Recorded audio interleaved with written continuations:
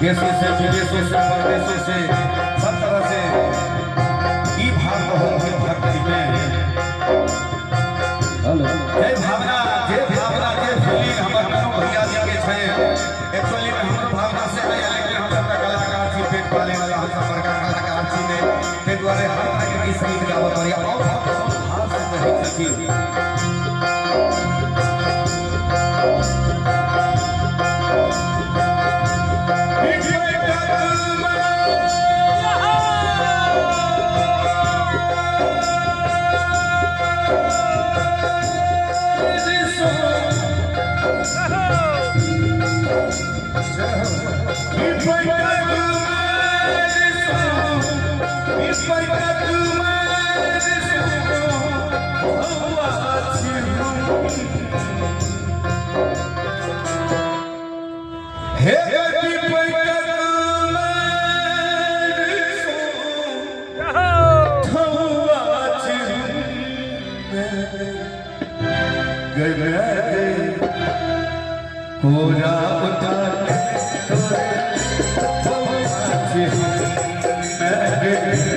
पूरा उठा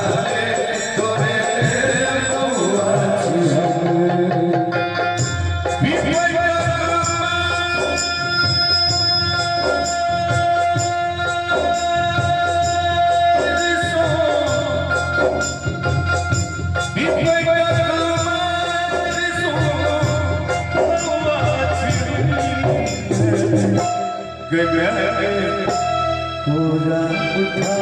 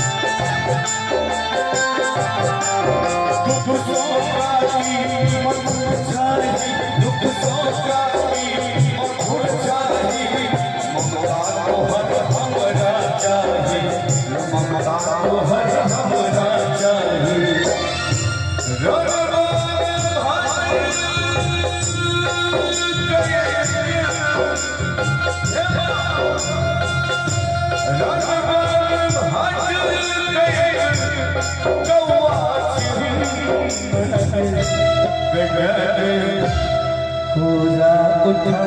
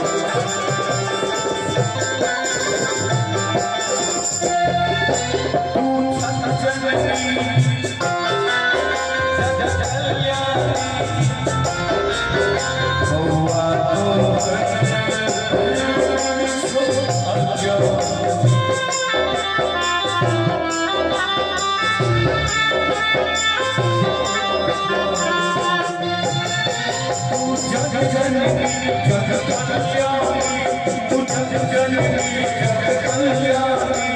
हुआ तो हर सो अज्ञानी हुआ तो हर सो अज्ञानी